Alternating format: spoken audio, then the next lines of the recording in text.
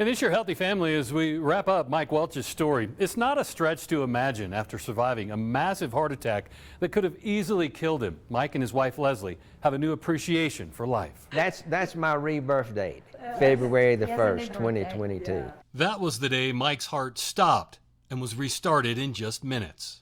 I'm lucky.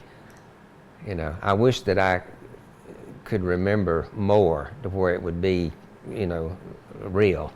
But, you know, I know that I'm fortunate, and I'll read some, and I joined some Facebook sites, you know, people who've had heart attacks and what have you, and some people they coded for several minutes or 20 minutes or longer, and they've got some serious health issues now. I was fortunate. Mike's still closely being watched by his cardiologist and wears a defibrillator vest that will shock him if his heart goes back into VFib. He's also going through cardiac rehab. But the Welches believe his miraculous recovery is in large part due to the high-quality medical care Mike received so quickly. The amazing part of this whole thing is that you can actually go into cardiac arrest, completely have your heart stop on a Tuesday morning and be home by Friday. And it was, you know, it was just amazing. I called them the next time I was up at Pikes Peak. I actually, you know, called them up, and she answered, and she, you know, she was like, "Oh man, I wish Mike could talk to you, but he's in the shower." He did. He called. It was his first shower, so I wasn't going to interrupt him. But which lasted for 40 minutes, probably. Yeah. But yeah, he was absolutely amazed. And this, like, I mean, the very idea that, you know, this individual who was dead now maybe 5 days later is showering alone, it was just, you know, just mind-blowing. Mike's amazing outcome has also had a big impact on many of his caregivers. The last few years have been not awesome for medicine, and definitely not emergency medicine. You know, mistrust and anger and sadness. And at that moment, he needed us, but, you know, I also needed this. You know, I mean, this is a huge win for me, and I'm just grateful that I got to be there. While the Welches situation played out perfectly for them, there are a few things Lezlee hopes others can learn from their experience. I drove him to the hospital that night because he was walking and talking and had had no prior cardiac issues. I don't recommend anyone do that.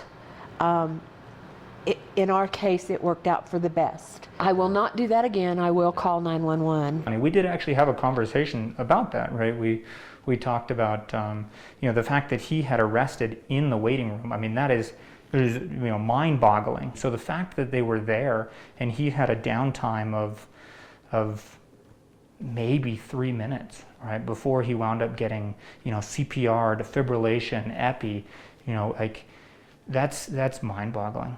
You know, to think about cardiac arrest in general, right, the outcomes are not great, right? It's not television. As I was leaving the hospital to go to the Springs, my son was there by then. And I said, "Thank you, Dr. Sandoval, for saving his life." And he said, "You did it." He said, "You saved him getting him here." Another thing that I think is very important for us and for everybody, take a CPR class. Take one. Had I been here and he had lost consciousness here, I would have been in a lot of trouble.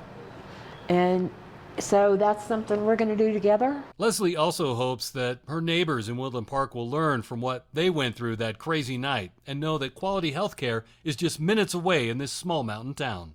We've lived here 7 years. We've never had the occasion to use that hospital other than tests or to see a physician. Everybody in Woodland Park needs to know, the older people particularly, that hospital can handle critical emergencies. And we're sitting up here with a lot of people living in the mountains. There's a lot of people on the west side of us. Between Colorado Springs and those people is Woodland Park, UC Health, Pikes Peak Regional Hospital. So people need to realize it's a great hospital. They can handle it. You know, just have that confidence that in an emergency, you can go there. You don't have to drive down the hill. Many caregivers are responsible for helping Mike and his wife Lezlee through this journey, and many are still helping them. But the crew that resuscitated Mike so quickly, saving his life, well, they're heroes to the Welches. And we have way too much to be thankful for.